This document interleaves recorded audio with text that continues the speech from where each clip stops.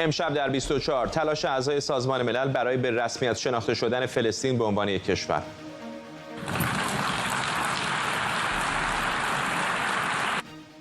(143) رأی موافق در مقابل 9 رأی مخالف. نماینده اسرائیل رأی به عضویت فلسطین رو رأی به حماس و تروریسم خوند. ארצות הברית סייעה ביטחונית עד כה למדינת ישראל לצה"ל באופן تصمیم کابینه جنگ اسرائیل برای گسترش عملیات رفح. ارتش این کشور میگه برای عملیات‌های برنامه‌ریزی شده مهمات لازم رو در اختیار داره. ورود FBI به پرونده نماینده تعلیق شده آمریکا در امور ایران. پولیتیکو میگه احتمال وقوع جرم در پرونده رابرت مالی در حال بررسیه. و ادامه واکنش‌های بین‌المللی به صدور حکم اعدام برای توماج صالحی. بیش از 100 چهره فرهنگی و هنری جهان خواستار آزادی فوری این رپر محکوم به اعدام شدند. از واشنگتن دی سی این 24 است با فرداد فرحزاد. بینندگان ایران اینترنشنال در ایران و سراسر جهان سلام و وقت بخیر. مجمع عمومی سازمان ملل امروز قطعنامه‌ای رو برای اعطای عضویت دائم به فلسطین در سازمان ملل به تصویب رسوند. بیش از 143 عضو سازمان ملل به این قطعنامه رأی مثبت دادند. 25 رأی ممتنع و اسرائیل در کنار 8 کشور دیگر رأی مخالف دادند. حالا با تصویب این قطعنامه درخواست تجدید نظر برای عضویت دائم فلسطین در سازمان ملل به شورای امنیت ارسال میشه. پیش از به تصویب رسیدن این قطعنامه جوزف بورل گفته بود که کشورهای اروپایی از جمله اسپانیا، ایرلند و اسلوونی آماده‌اند تا به زودی فلسطین رو به رسمیت بشناسند. Draft Resolution A/ES10/L30/Rev1 is adopted.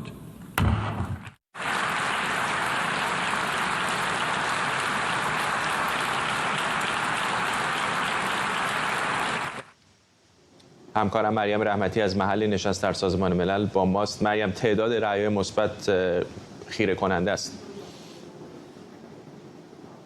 فرداد 143 رأی موافق برای تصویب این قطعنامه بسیار چشمگیر بود و روز مهم و تاریخی رو در سازمان ملل رقم زد. مخصوصا قابل توجه بود که خیلی از کشورهای اروپایی و استرالیا از این قطعنامه حمایت کردند. کانادا، بریتانیا، ایالات متحده و اوکراین از جمله 9 کشوری بودند که به این قطعنامه رأی مخالف دادند. با اینکه فلسطینی‌ها هنوز با عضویت کامل در سازمان ملل فاصله زیادی دارند، اما در هر صورت میشه امروز رو یک قدم رو به جلو برای فلسطین تلقی کرد.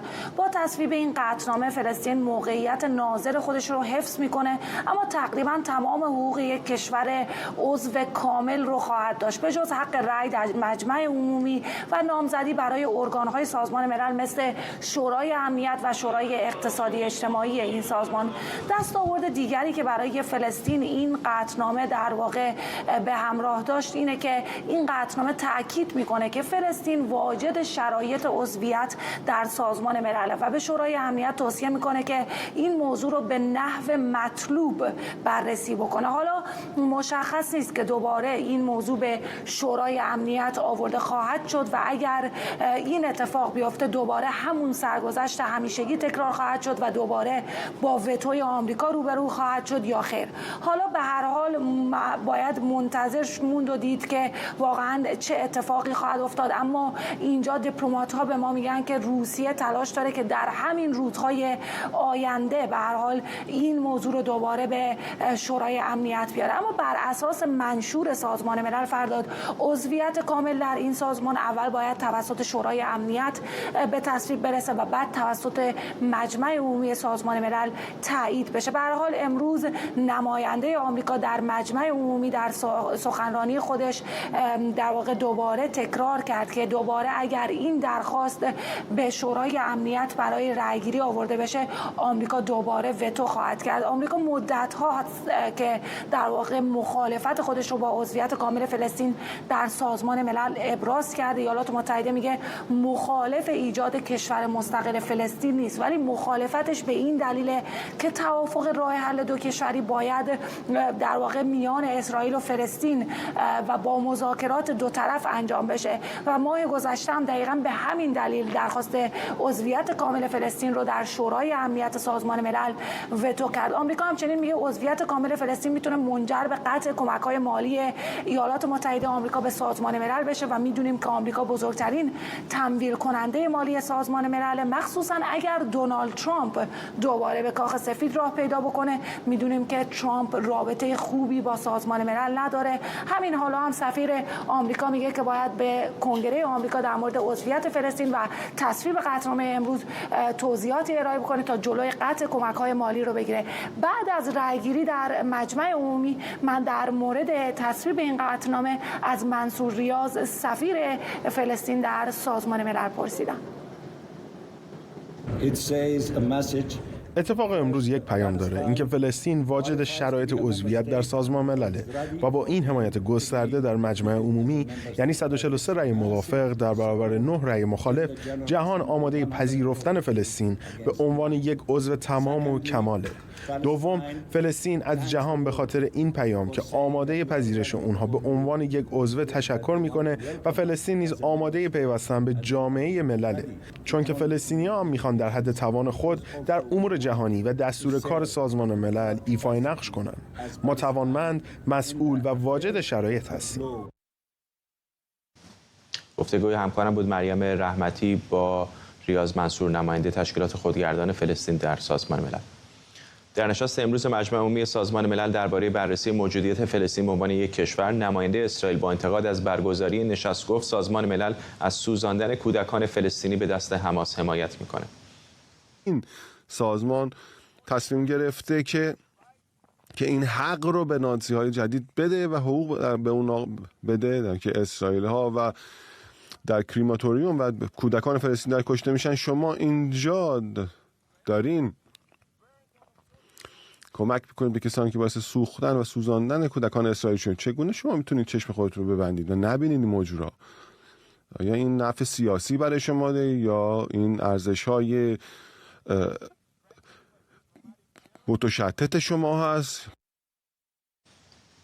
نماینده اسرائیل در سازمان ملل با پاره کردن برگه رأی گفت با این رأیگیری منشور سازمان ملل نابود میشه.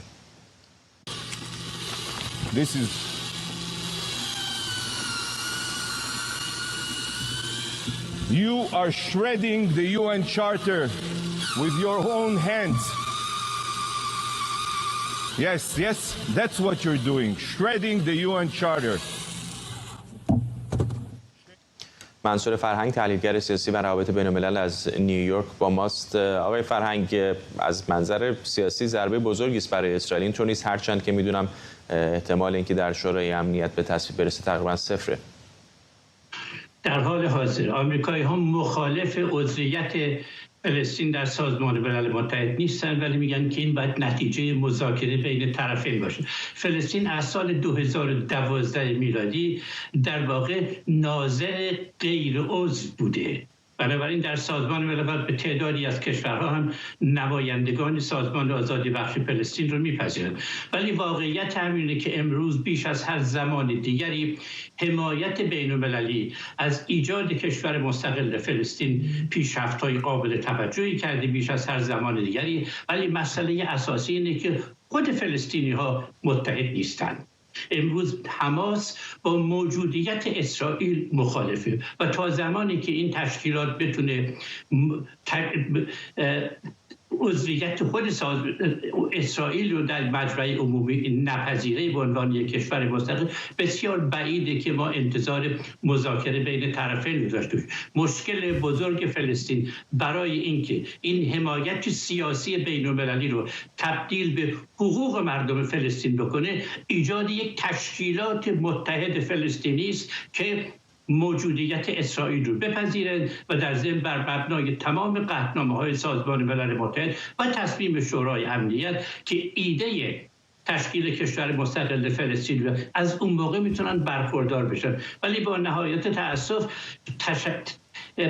اختلاف بین فلسطینی ها و استفاده ابزاری دست راستی ها از گسترش این اختلاف کاری به جای کشونده که در واقع سازمان آزادی بخش فلسطین به وسیله دولت اسرائیل جدی گرفته نمیشه و این بیشتر مسئله خود فلسطینی هاست تا این دخالت خارجی.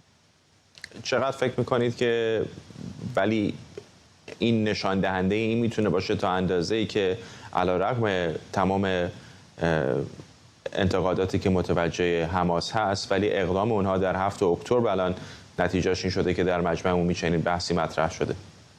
بدون تردید مسئله رو مطرح کرده و در واقع اون موقعیتی داریم که دولت دست راستی اسرائیل در داخل توجه داشته باشیم که نتانیاهو و تشکیلات دست راستی که امروز توی دولت ائتلافی هستند سالهاست که به طور مستقیم و غیر مستقیم از حماس دفاع میکنن و پرداخت پول از طرف قطر و دیگر کشورها به قطر رو تایید میکنن و به طور خیلی رسمی نتانیاهو در مجلس نمایندگان در کنیست گفت هر کسی که با ایجاد کشور مستقل فلسطین مخالفه باید به حماس کمک بکنه. چرا تشتت بین فلسطینی ها یکی از اهداف دست راستی های اسرائیل بوده و همینطور جلوگیری از طرفداران گفتگو با اسرائیل در طرف نیروهای بسیار مترقی اسرائیل. بنابراین خیلی جالبه که دولت کنونی اسرائیل که یک دست راستی ترین دولت در تاریخ اسرائیل و حماس و اسلامی جهاد و ولایت مطلقه فقیه در واقع دشمنانی هستند که نیازمند به یکدیگرند. یک خبرنگار نیویورک تایمز گفت اینتردیپندنسی، در واقع این دوتا وابسته به یکدیگر برای تایید مواضع خودشون هستند و این واقعا فاجعه است که مردم فلسطین قربانی تندروهایی هستند که شعار رو به راه حل منطقی و میپذیرن. ممنونم از شما. منصور فرهنگ، تحلیلگر سیاسی و روابط بین الملل از نیویورک. آکسیوس میگه به رغم نگرانی واشنگتن درباره وضعیت مردم گیرمانده در رفح، کابینه جنگ اسرائیل در آخرین جلسه‌اش تصمیم گرفته منطقه عملیات ارتش اسرائیل رو در این منطقه گسترش بده. بر اساس این گزارش کابینه جنگ اسرائیل همینطور به تیم مذاکره کننده این کشور دستور داده به تلاش‌ها برای آزادی گروگان‌ها و رسیدن به توافق آتش‌بس ادامه بدن. در همین حال رویترز گزارش داده تانک‌های اسرائیلی جمعه جاده اصلی در رفح که این منطقه رو به نیمه شرقی و غربی تقسیم می‌کنه به تصرف درآورده و به این ترتیب ضلع شرقی این شهر در جنوب نوار غزه کاملا در محاصره ارتش اسرائیل. بن سبتی، پژوهشگر ایران و اسرائیل از تل‌آویو، با ما. آقای سبتی، مشخص هستش که به خصوص ایالات متحده مهمترین شریک اسرائیل خیلی همراه نیست با یورش ارتش اسرائیل به رفح، ولی به نظر میاد که دولت آقای نتانیاهو کماکان داره پروژه‌اش رو به پیش میبره.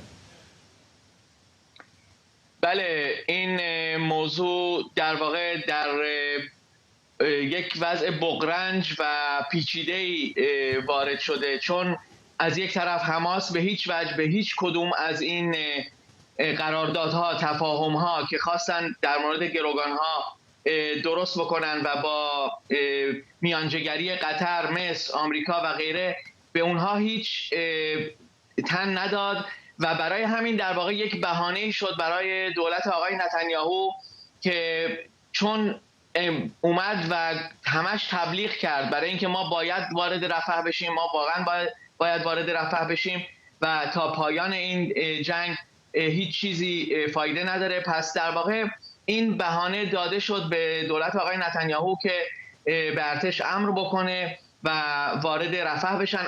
اول این قسمت از جنگ در حاشیه رفح بودن واقعا و به نظر می اومد فقط میخوان اون محور مرز غزه و مصر رو بگیرن، ولی الان به نظر میاد در این چند ساعت آخر، در این روز آخر به خود رفح هم وارد میشن، چیزی که برای آمریکا هم خیلی سخت و غیر منتظره حتی میشه گفت.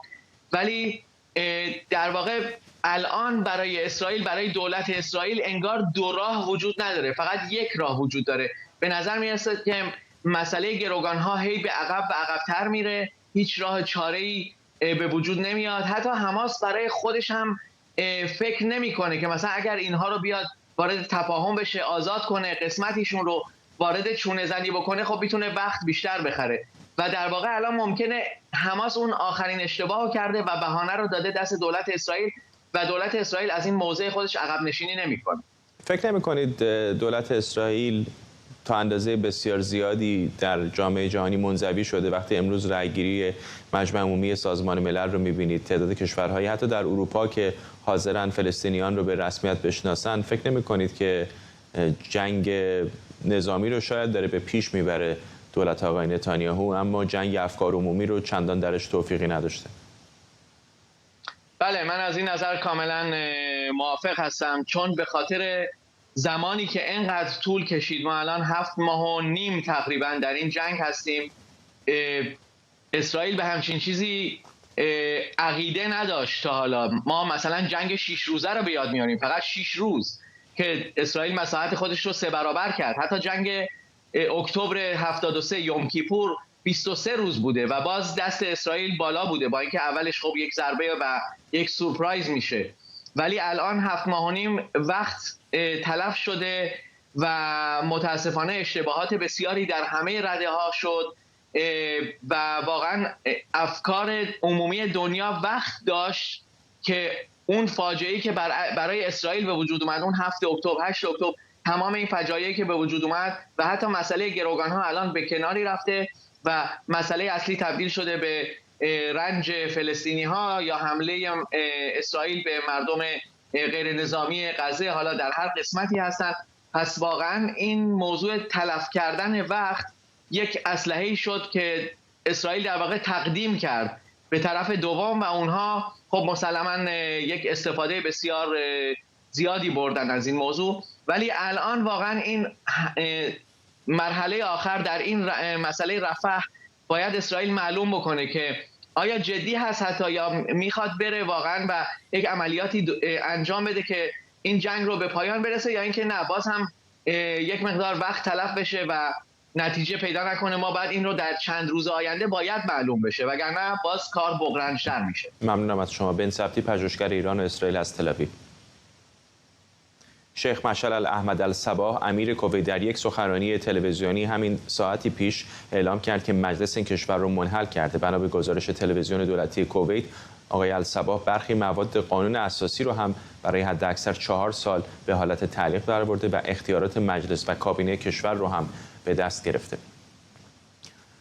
علی سعدزاده، تحلیلگر مسائل خاورمیانه از فرانکفورت. با مساق سعدزاده، الان مدت قابل توجهی هستش که پارلمان با عملا دولت با پادشاهی مشکل داره، ولی فقط انحلال پارلمان هم نیست. به نظر میاد که خیلی از نهادهای دموکراتیک کویت هم عملا برای 4 سال آینده به حالت تعلیق در اومدن. بله، علتش هم یک مشکل ساختاری داریم ما در کویت. ما در حقیقت یک نوع انتخابات آزاد داریم تا حدودی که برای مجلسی که 50 عضو داره. از طرف دیگه امیر کویت اختیار تعیین نخست وزیر و تغییر قضات رو داره و این طبیعیه که همیشه بین پارلمان، این مجلسی که تا حدودی آزادانه انتخاب شده، و دولت همیشه یک بحران‌هایی وجود داره.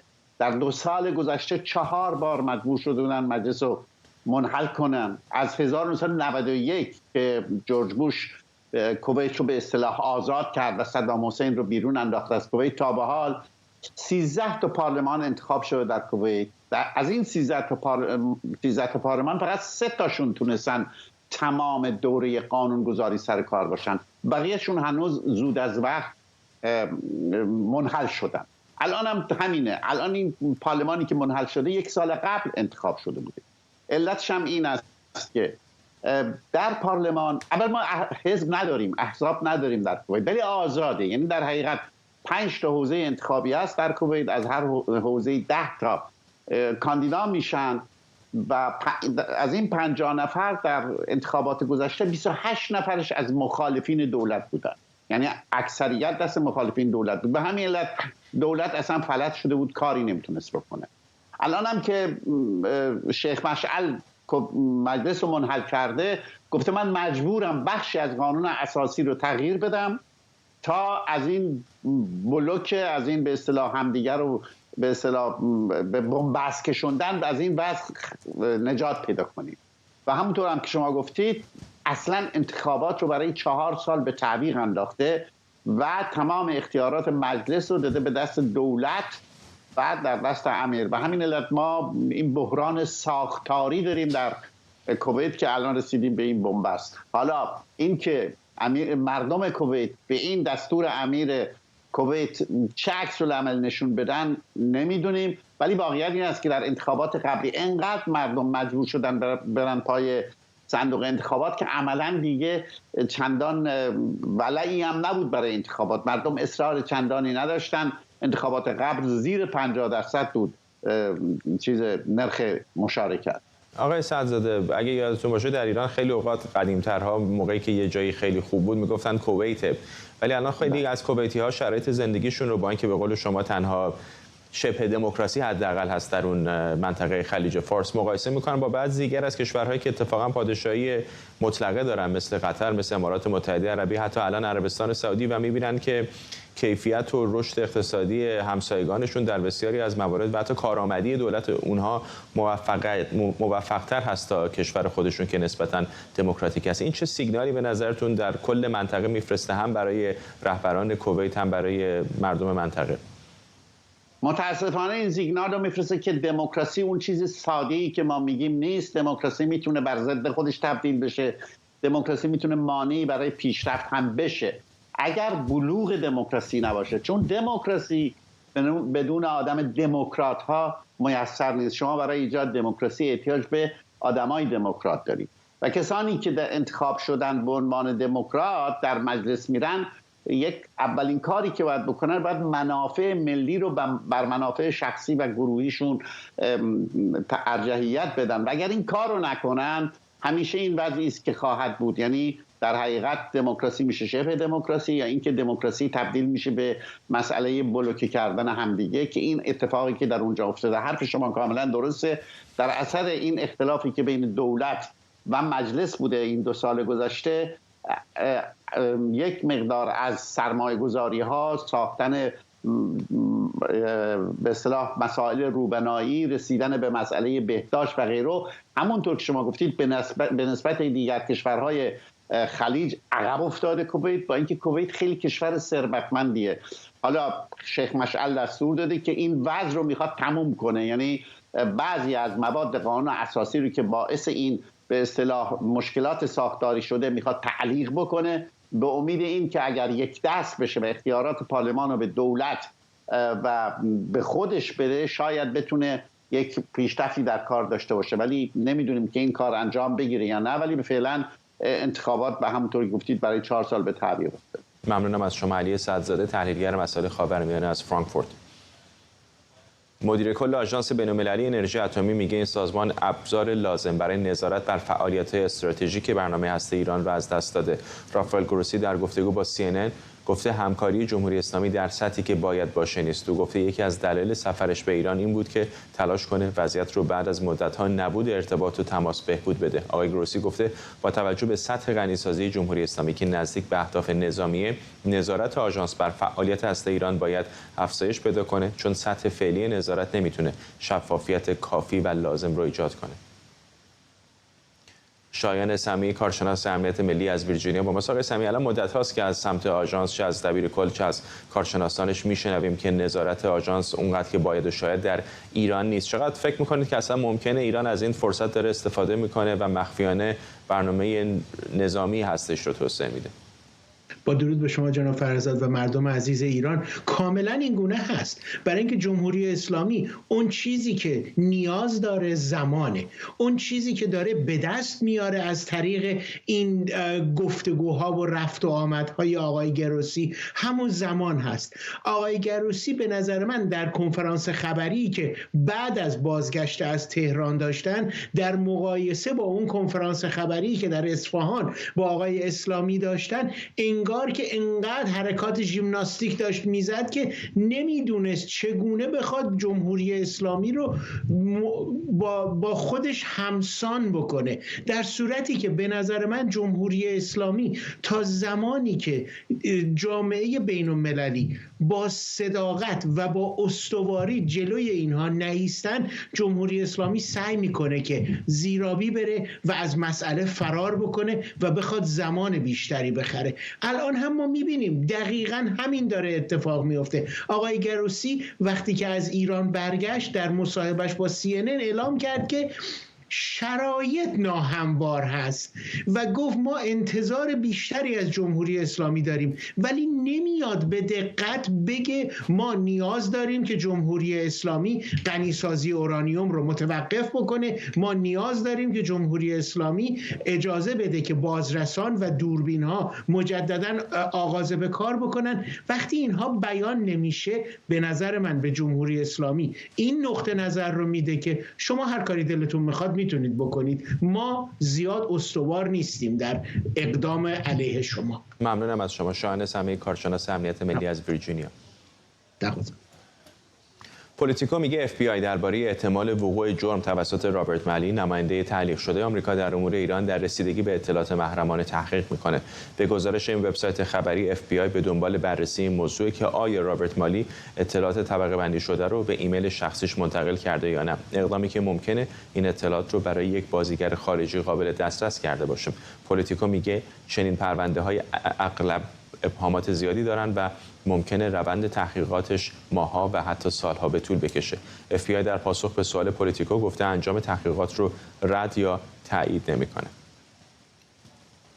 همکارم سمیرا قراره اینجا در استودیو با ماست. البته این گزارش رو از انصاف نگذری ما خیلی پیشتر از پولیتیکو منتشر کردیم. بله. ورود FBI رو دقیقاً.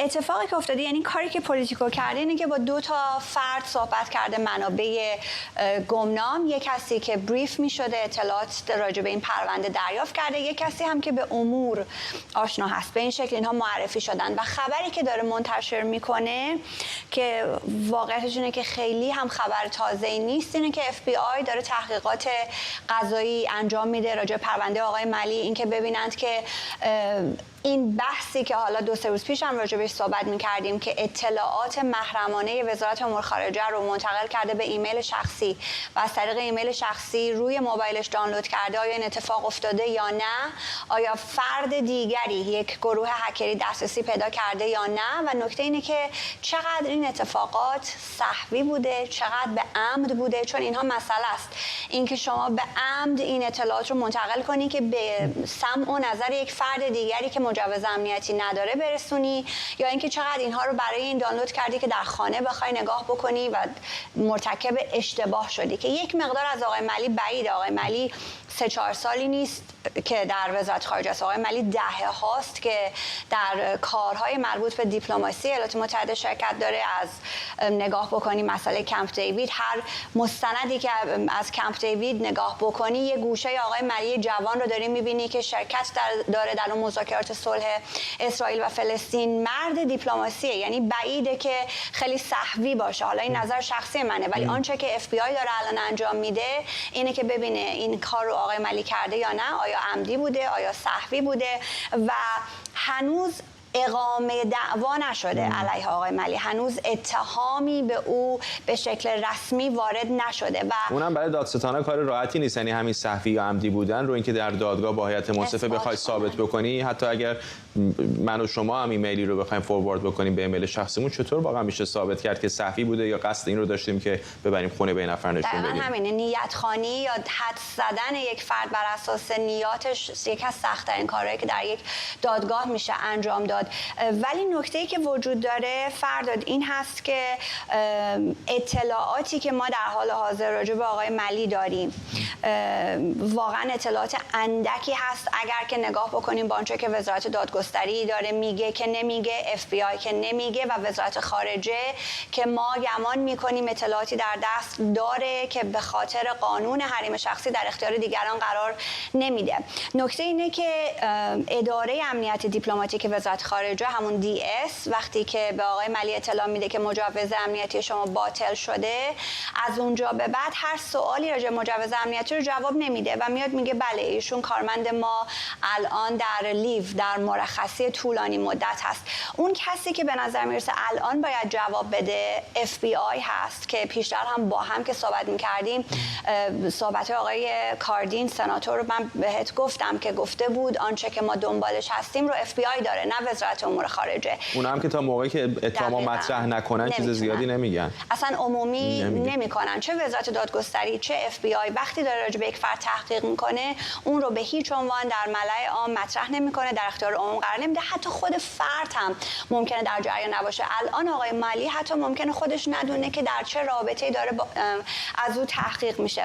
نکته‌ای که میخوام بگم در نهایت اینه که الان به هر حال دوباره یک هفته است که داریم راجع به مالی صحبت میکنیم. هرچی به گذشته به این یک سال اگر نگاه بکنیم میبینیم که بهترین اطلاعاتی که دستمون هست یا اون چیزی که شاید یه ذره راهگشا باشه، مقاله‌ای که انتهای ماه اوت سال گذشته تهران تایمز منتشر کرد، یک خبر اختصاصی بود که سر و صدای زیادی هم کرد که یک ممو یا یک نامه تفهیمی رو منتشر کرد که DS و اداره امنیت دیپلماتیک به آقای مالی فرستاده بود و گفته بود که شما مجوز امنیتیتون فعلا معلق میشه. توی اون نامه باز بریم بازخوانی بکنیم، این خبر تازه نیست.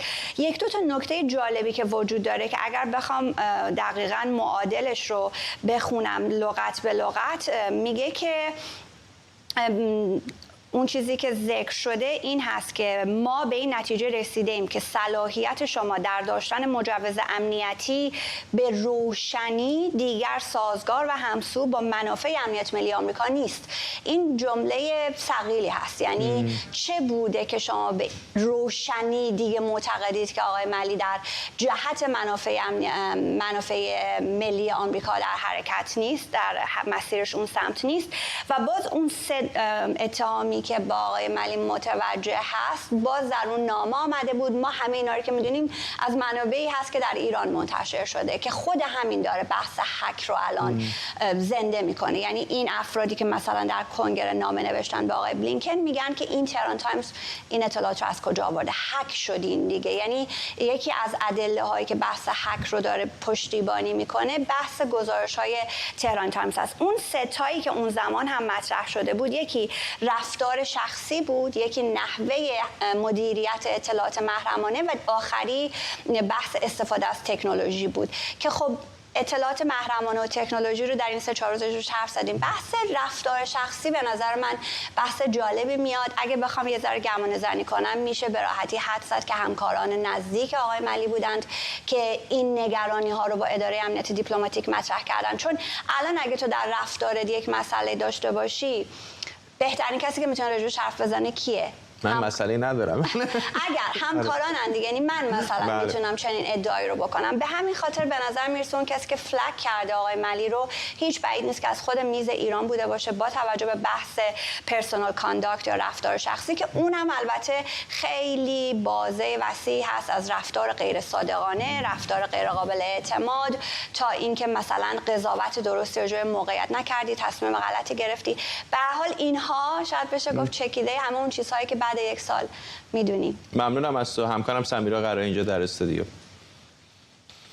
سازمان اطلاعات امنیت کانادا در گزارش سالانش میگه فعالیت‌ها و عملیات مخرب جمهوری اسلامی در این کشور تهاجمی‌تر، گسترده‌تر و جسورانه‌تر شده. در این گزارش آمده در سال 2023 در کنار جمهوری اسلامی کشورهای دیگری مثل روسیه، چین و هند هم در کانادا فعالیت‌های خصمانه داشتند. بر اساس ارزیابی این سازمان، سرویس‌های اطلاعاتی جمهوری اسلامی درباره جامعه ایرانی کانادا از جمله فعالان سیاسی و حقوق زنان و اقلیت‌ها و اقدام به جمع‌آوری اطلاعات میکنه. در بسیاری موارد هدفش خاموش کردن صدای منتقدان رژیمه. کاوه شهروز حقوقدان و فعال حقوق بشر از تورنتو با ما. شهروز، نیازی نیستش که شما خیلی به اسناد طبقه‌بندی شده هم دسترسی داشته باشید تا رؤیت بکنید نقشی رو که خیلی از چهرهایی که مشخصاً به جمهوری اسلامی نزدیک هستند در کانادا دارن بازی میکنن. خیلی مقایسه نسبتاً راحتی است وقتی کانادا رو مثلا با اینجا در ایالات متحده آدم مقایسه میکنه. درود بر شما. بله، به صورت واضح رژیم جمهوری اسلامی سعی میکنه در مسائل این کشور کانادا دخالت بکنه، تهدید میکنه فعالان حقوق بشر، فعالان سیاسی، فعالان مدنی رو. و خوشحالم که میبینم سیسس، سازمان اطلاعات امنیتی این کشور، بالاخره به این مسئله دقت کرده و گفته که رژیم جمهوری اسلامی مثل چین، مثل روسیه و هند نقش داره و باید بیشتر و جدی‌تر بهش رسیدگی بشه. چه شواهدی رو اونها ارائه کردن در مورد اقدامات ایران به طور خاص؟ حالا به کشورهای دیگر هم اشاره کردم، مثلا در مورد هند به یاد داریم که یک اقدام ترور رو انجام دادن در خاک کانادا، یا دست کم متهم هستند دولت هند که چنین اقدامی رو انجام دادن. در مورد ایران چه شواهدی ارائه دادن؟ در این گزارش اشاره دقیق نشده به شواهد، اما همونجور که میدونیم خب خیلی از فعالان حقوق بشری که روی مسائل ایران کار میکنن در کشور کانادا اعلام کردن که احساس خطر میکنن، تهدید شدن و نه تنها در کانادا، در تمام کشورهای غربی. خود شما جناب فرزاد این خطر براتون بوده و در خاک کانادا هم CSIS این سازمان اطلاعاتی ما اعلام کرده که جون حداقل 3-4 نفر ایرانی کانادایی در خطر بوده و به این مسئله در این گزارش اشاره شده و اشاره شده که رژیم جمهوری اسلامی سعی کرده که حمله سایبر اتک بکنه به سیستم‌های کامپیوتری کانادا. میگم اطلاعات بیشتری داده نشده در این گزارش، اما این اطلاعات در روزنامه‌ها در سال‌های اخیر چاپ شده است. آقای شهروز، شما خودتون ساکن کانادا هستید. چقدر حتی اگر واقعا دولت کانادا بخواد اقدام جدی انجام بده اصلا عملی هست، با توجه به اینکه جامعه نسبتاً بزرگی است جامعه ایرانیان کانادا و گمان میکنم خب خیلی از این چهرهایی که متهم هستند با جمهوری اسلامی همکاری میکنن احیانا الان اصلا شهروند کانادا؟ بسیار کار دشواری است.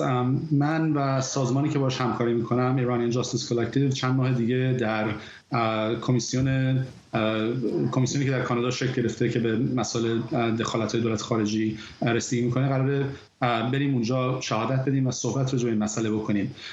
همونجوری که شما میگین کار دشواری است. خیلی از این افراد شهروند کانادا هستن، اما قدم اولی که دولت کانادا میتونه برداره اینه که سپاه پاسداران رو رسما یک گروه تروریستی بشناسه و این باعث میشه که بتونه شاید خیلی از این افرادی که شهروند شدن رو بتونن بیرون بکنن و دومی که یه راهی ایجاد بکنه برای اینکه کامیونیتی ایرانی کانادا بتونه این اطلاعات رو به گوش سیاستمداران و به گوش سیستم امنیتی اینجا برسونه. این دو تا قدم فکر کنم قدم‌های خیلی مهمی باشن و شاید تا حدی بتونن این مسئله رو حل بکنن. ممنونم از شما. کاوه شهروز، حقوقدان و فعال حقوق بشر از تورنتو. اعتراضهای جهانی به حکم اعدام توماج صالحی ادامه داره. بیش از 100 چهره فرهنگی و هنری جهان خواستار آزادی فوری این خواننده معترض شدن. اونها در این بیانیه ضمن اعلام همبستگی با توماج خواستار لغو فوری و بدون قید و شرط حکم اعدام این خواننده معترض و آزادی شدن. امضا کنندگان این بیانیه تاکید کردند هنر به گفته اونها باید اجازه انتقاد داشته باشه و قدرت رو زیر سوال برده و اون رو به چالش بکشه. در این بیانیه تاکید شده انتقاد از قدرت حق و وظیفه هنرمندانه. وکیل توماج صالحی گفته لایحه فرجام‌خواهی موکلش در فرایند تهیه و تنظیمه و در مهلت قانونی ثبت میشه. با اینکه صدور حکم اعدام آقای صالحی با واکنش‌های گسترده جهانی روبرو بوده، اما این رپر معترض در زندان دستگرد اصفهان کماکان تحت فشاره و از تماس‌های تلفنی محدود با خانواده‌اش هم منع شده. همکارم ماهرخ غلام حسین پور اینجا در استودیو با ماست. بیشتر به ما بگو در مورد این واکنش‌ها. فرداد، این بیانیه‌ای که گفتی به نظر بیانیه خیلی مهمی میاد، به خاطر اینکه چهره‌های مشهوری مثل سینگ خواننده بریتانیایی امضا کرده، گروه راک بریتانیایی کولت پلی یا مارگارت اتود نویسنده، شاعر و منتقد مشهور کانادایی این رو امضا کردن. آقای دیوید آرنوویچ روزنامه‌نگار و نویسنده مشهور بریتانیایی این رو امضا کرده. نمیگم که همه اسامی در این سطح از شهرت هستن، ولی شمار زیادیشون در واقع یه سابقه و تجربه و محبوبیت بزرگی پشت سرشون دارن که بیانیه رو امضا کردن و الزاماً هم محدود نمیشن به هنرمندان حوزه موزیک یا مثلا همین نویسندگان. ما بینشون مورخ داریم، تهیه کننده سینما داریم، فیلمساز داریم، کمدین داریم. بیانیه هم در این مورد صادر کردن. تو متن این بیانیه گفتن که ترانه‌های توماج صالحی شرحی از وضعیت حقوق بشر در ایران هست و اون در واقع میخواد خواستار این هست که حقوق بشر و حقوق زنان در ایران رعایت بشه.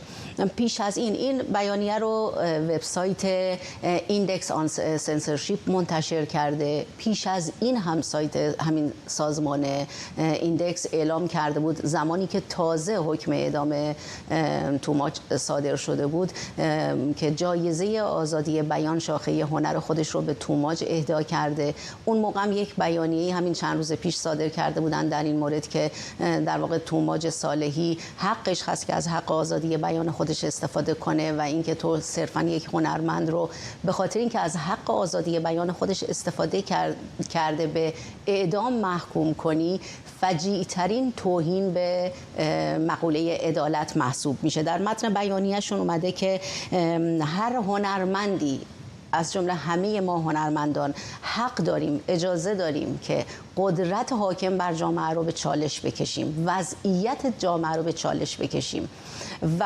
صرفاً یک هنرمند به دلیلی که داره از حق آزادی بیانش استفاده میکنه نباید حتی مورد کمترین آزار و اذیت یا تعقیب قضایی قرار بگیره تا چه برسه به اینکه اعدام بشه یا در واقع حکم اعدام براش صادر بشه. چون به هر حال این نگرانی وجود داره که با توجه به پیشینه جمهوری اسلامی اینکه یه حکم اعدام صادر کردن تا چه حد میشه مطمئن بود که این حکم رو یواشکی اجرا بکنن یا نکنن. خب ما واکنش‌های دیگری هم داشتیم این اواخر تو این چند روزه. سفیران حقوق بشر 11 کشور اروپایی اومدن و یک بیانیه صادر کردن و محکوم کردن صدور حکم اعدام رو. این اواخر هم همچنین دیدیم که خانم مرجانی ساتراپی، گلشیفته فراهانی به همراه دختر خاله توماج خانم شبنم خسروی و نازنین بنیادی ویدیو کلیپ منتشر کردن و در اون همه هنرمندان بین المللی رو دعوت کردن که بیان واکنش نشون بدن نسبت به این اتفاقات. ممنونم از تو ماهرخ غلام حسین‌پور، همکارم اینجا در استودیو با ما. یک جامعه شناس در گفتگو با سایت جماران با انتقاد از اقدامات جمهوری اسلامی برای تحمیل حجاب اجباری گفته جمهوری اسلامی در وضعیت حکومت نظامی فقط از ترس حرکت‌های اعتراضی اون رو اعلام نمی‌کنه. به گفته تقی آزاد ارمکی تا وقتی شرایط امنیتی از دستور کار جمهوری اسلامی خارج نشه، زد و خورد، درگیری و حضور نیروهای انتظامی و امنیتی در سراسر کشور و به نام حجاب باقی خواهد موند. این استاد جامعه شناسی دانشگاه تهران گفته اعمال فشار برای تحمیل حجاب اجباری به موضوع یکسانسازی فرهنگی برمیگرده که جمهوری اسلامی به دنبال تحقق اونه. همزمان با ادامه اعتراض کاربران رسانه‌های اجتماعی به محتوای بنری در میدان ولیعصر تهران به مناسبت روز دختر، انتشار عکس جدیدی از این بنر موج جدیدی از واکنش‌ها رو ایجاد کرده. این عکس حاکی از استقرار ون‌های گشت ارشاد در پایین این بنر. کاربران شبکه‌های اجتماعی به تناقض بین محتوا و ادعای بیلبورد با ادامه رفتارهای خشونتبار با زنان و دختران برای تحمیل حجاب اجباری اشاره کردند. مجید محمدی جامعه شناس از نیویورک با ماست. آقای محمدی، به گمانم این در بخشی از اون تصویر بزرگتر برخورد روزافزون حکومت هستش با زنان و تلاش برای اعمال حجاب اجباری. همینطور هست. ببینید مسئله حجاب الان به ابزاری در دست حکومت تبدیل شده که مجموعه مطالبات دیگر زنان که عمدتاً برابری خواهی هست، رفع تبعیضات هست، سهم بیشتر از منابع کشور هست، سهم در توسعه کشور هست، مجموعه اونها رو جمهوری اسلامی با داستان حجاب اجباری به حاشیه برده، تا یه حدودی هم اینها رو دفن کرده و از اون طرف هم برای فعالان زن، برای زنانی که مخالف هستن، چون حجاب اجباری عاملی است که میتونه بسیج اجتماعی ایجاد کنه، خب تمرکز بیشتری روش وجود داره. در موضوعات حقوقی مثلا در حوزه حضانت یا در مورد ارث خیلی دشوار میشه که شما بخش قابل توجهی از زنان جامعه رو بسیج کنید که بیان مخالفت کنن. این یک دینامیزمی رو بین جامعه و دولت ایجاد کرده که از هر دو جهتش به نظر من،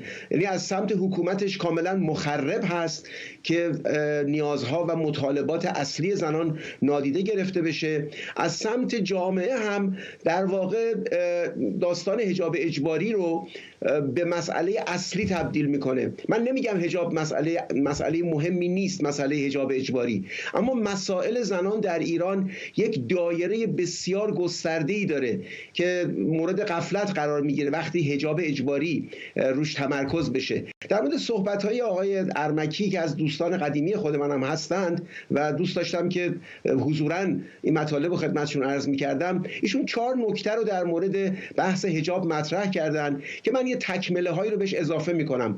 ایشون فرمودن که حجاب مسئله ملی شده. واقع مطلب این است که امروز جمهوری اسلامی و واقعیت جمهوری اسلامی مسئله ملی هست. حجاب اجباری یکی از در واقع زیرعنوان‌های این داستان هست. نکته دوم ایشون می‌فرمایند که حجاب امنیتی شده. پرسش من از ایشون این هست که کدام مسئله در جمهوری اسلامی امنیتی نشده؟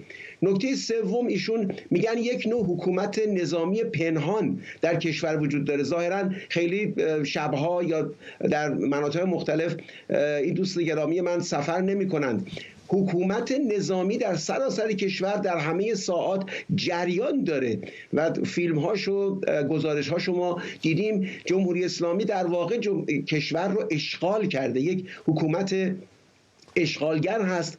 و نکته آخر هم ایشون بحث میکنن از اینکه با حجاب جمهوری اسلامی به دنبال نوعی یکسانسازی هست. مسئله از یکسانسازی بسیار فراتر رفته، به تمامیت خواهی اجتماعی، به تمامیت خواهی فرهنگی رسیده. مسئله امروز فقط یکسانسازی نیست. چقدر فکر میکنید که این فشارهایی که داره میاد از بالاخره بخش از اونها از داخل خود جمهوری اسلامی ممکنه باعث عقب نشینی حکومت بشه در یک مقطعی؟ من بسیار بعید میدونم. حجاب از مسائلی است که حجاب اجباری از مسائلی است که روحانیت شیعه و سپاه روش توافق دارن که ابزاری است برای امنیتی نگه داشتن جامعه در همه شرایط. نیمی از جمعیت رو شما مدام سرکوب میکنید و نیم دیگری از جمعیت رو ذهنش رو مدام اشغال میکنید که داره چنین اتفاقاتی میفته. بسیار بعید هست که جمهوری اسلامی دست از حجاب اجباری برداره. درست مثل مسئله اسرائیل ستیزی و امریکا ستیزی، اینها به دی ان ای جمهوری اسلامی تبدیل شده و من خیلی بعید میدونم که اینها بر سر عقل بیان. اگر قرار بود که بر سر عقل بیان، باید بعد از جنبش مهسا بر سر عقل می آمدند که متاسفانه نیامدند. ممنونم از شما مجید محمدی، جامعه شناس از نیویورک. ادن گولان خواننده اسرائیلی در مسابقات موسیقی یوروویژن در مالمو سوئد با ترانه طوفان به مرحله نهایی مسابقات راه پیدا کرد. در حالیه که گروه‌های مختلف در اعتراض به حضور اسرائیل در این رویداد موسیقی در محل برگزاری این جشنواره تجمع کردند و کار به دخالت پلیس هم کشید. بخشی از این تظاهرات رو ببینیم.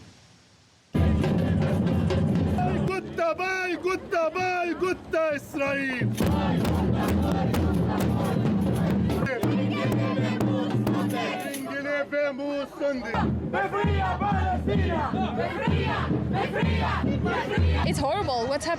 این وحشتناکه. اونچه که در حال حاضر در غزه داره اتفاق میفته. به نظرم باید تظاهرات و اعتراض مردم بیشتر بشه، به خصوص الان که به اسرائیل اجازه دادن در یوروویژن شرکت کنه در حالی که نماینده روسیه رو راه ندادن. از نظر من این اشتباهه و ریشه در نژاد پرستی و اسلام هراسی داره و خیلی مهمه که ما مخالفتمون رو با اون اعلام کنیم. این در حالیه که طرفداران حضور اسرائیل برای حمایت و ابراز خوشحالی از حضور این کشور در این رقابت‌ها در نقاط دیگر شهر مالمو تجمع کردند.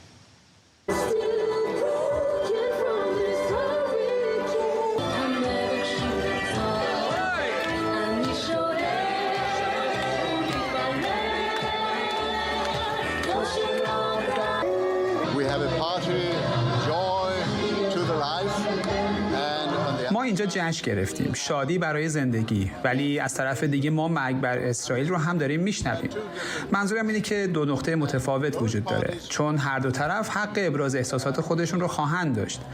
اما من فکر میکنم ما باید متمدن باشیم، در یک دموکراسی با یکدیگر صحبت کنیم و مشکل رو با صحبت کردن با یکدیگر حل کنیم، نه کشتن یکدیگر.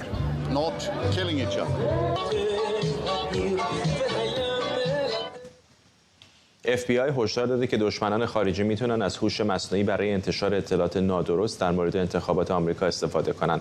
یک مقام ارشد FBI با تاکید بر این خطر گفته فناوری هوش مصنوعی حوزه‌ایه که احتمالاً در سالهای آینده رشد بیشتری میکنه. این مقام FBI به ماجرایی در اسلواکی اشاره کرده که در اون کلیپ‌های صوتی شبیه صدای رئیس حزب فدرال این کشور تنها چند روز قبل از انتخابات پارلمانی به طور گسترده در شبکه‌های اجتماعی به اشتراک گذاشته شده بود. پیشتر در آمریکا تماس‌های غیرقانونی با جعل هویت رئیس جمهوری بایدن هم از رای دهندگان خواسته بود از رای دادن در انتخابات مقدماتی خودداری کنند.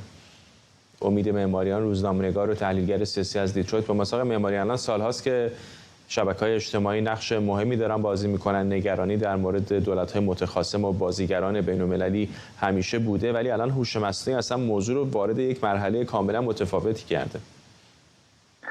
کاملا همینطور است. یعنی در واقع اون مهماتی که داشتن کشورهایی که مایل هستن که نفوذ داشته باشن در روند داخل آمریکا، در وضع داخل آمریکا یا انتخابات آمریکا، این کشورها الان مهمات بیشتری دارن و هوش مصنوعی داره بهشون یک برتری میده که به هر حال منابع بسیار زیادی رو باید مقامات آمریکایی صرف کنن که باش مقابله بکنن. به همین خاطر هستش که مقامات FBI در ایالات متحده با خبرنگاران جلساتی رو گذاشتن، سعی می‌کنن که اطلاعاتی که در خصوص این عملیات‌های نفوذ دارن با اونا به اشتراک بذارن و بهشون یعنی روش‌های مختلفی رو که کشورهای مختلف استفاده می‌کنن که بتونن در داخل آمریکا تأثیر بزنن روی افکار عمومی، اون روش‌ها بهشون توضیح بدن که به هر حال آگاهی بیشتری وجود داشته باشه. ولی واقعاً مسئله هستش که خب در سال انتخابات شاید یکی از نگرانی‌های عمده مقامات امنیتی باشه، با توجه به اینکه در سال 2016 و سال 2020 و حتی سال 2022 یعنی 2 سال گذشته ما شاهد این بودیم که دولت‌های مختلف دارن در واقع برای نفوذ در وضعیت سیاسی ایالات متحده تلاش‌های بسیار جدی رو انجام میدن. چقدر فکر می‌کنید که واقعا مبارزه باهاش نتیجه بخشه، یا بیشتر باید آگاهی داد که خیلی خب بالاخره بعضی از این اطلاعاتی که در اینترنت می‌بینید طبیعتاً با توجه به فناوری مختلف دستکاری شده یا با هوش مصنوعی یا ممکنه بازیگران متخاصم به دنبالش باشن؟ آیا واقعا میشه همه اینها رو بخوان ضابطه‌مند بکنن یا دنبالش برن و متوقف بکنن؟ واقعا مثل علف هرز در یک باغچه میمونه. شما همه علف‌های هرز رو نمیتونین که از بین ببرید، ولی میتونین که تا یه حد زیادی اگر موفقیت آمیز باشه عملیاتتون یا آگاهی رسانیتون با اونها مبارزه بکنید. ببینید در طی سالهای گذشته مثلا در خصوص اتفاقاتی که در مرز جنوبی آمریکا میفته در تگزاس یا در خصوص همین اتفاقات اخیر به هر حال در دانشگاه‌های آمریکا که بعد تظاهراتی در دانشگاه آمریکا بود، عملیات‌های نفوذ خیلی پیچیده‌ای شکل گرفته بود که در شبکه‌های اجتماعی به هر حال خبرهای غلطی رو، خبرهای فیکی رو، تقلبی رو به شکل بسیار واقعی، مثلا شبکه فاکس نیوز رو کپی می‌کردن به یک شکلی که کسی که دقت زیادی نداشته باشه فکر می‌کرد که این فاکس نیوز هست یا مثلا منابع دیگه معتبر هستن و اخبار غلط رو منتشر می‌کردن. برخی از این خبرهایی که مثلا به صورت فیک یا تقلبی منتشر شده بودن در شبکه‌های اجتماعی مثل توییتر توسط نتورک‌ها یا شبکه‌های که از طرف روسیه حمایت میشن تا 6000 بار ریتوییت گرفته بودن. این نشان دهنده گستردگی کار بات‌ها و عوامل نفوذی هستش که علاقمند هستن که روی انتخابات آمریکا تاثیر بذارن. ولی همون که شما گفتین خب قطعاً کسری شد هیچ وقت نمیشه ردیابی کرد و یک کسری از افکاری عمومی آمریکا متأثر خواهند شد از این خبرهای غلط و تلاش‌هایی که برای به هر حال ایجاد شکاف در داخل آمریکا و قطبی سازی فضای سیاسی انجام میشه. واقعا کسری هست به نظرتون یا بخش بزرگی است با توجه به اینکه می‌بینیم الان در حتی فضای سیاسی ایران هم چقدر اخبار جعلی، حساب‌های تقلبی، توییت‌ها و باز نشر توییت‌هایی که ممکنه واقعا ارگانیک نباشه زیاد هست، چه برسه به یک کشوری مثل آمریکا که تقریبا همه دنیا درش منافعی داره؟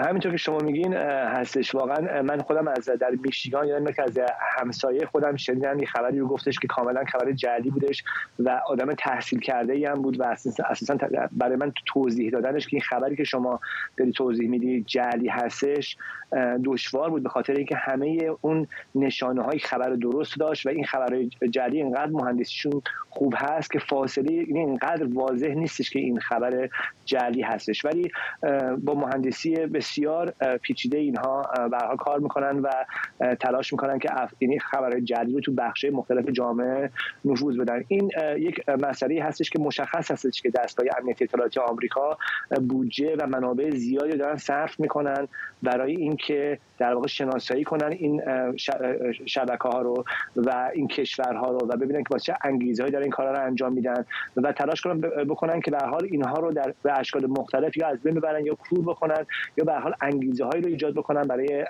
به هر حال گروه‌های مختلف که برن به سمت شناسایی اینها و از کار انداختنشون. در حال در کشورهایی که نام برده شده در گزارش FBI ما ایران رو می‌بینیم، چین رو می‌بینیم، روسیه رو می‌بینیم که هر کدوم از اینها دلایل مختلفی دارن برای اینکه عملیات نفوذ رو انجام بدن. مثلا می‌بینیم که در چند تا مرحله روس‌ها در خصوص مثلا در مورد انتخابات کاندیداهایی که یک جوری حمایت از اوکراین میکنن خب حساسیت بیشتری دارن و تمرکز عملیاتشون رو اونها هست. یا چین مثلا تمرکز بیشتری داره روی که کاندیداهایی که در انتخابات مختلف که کاندیداهایی که خیلی ضد چین هستن یا پیاماشون یا شعارهاشون ضد چینی هست.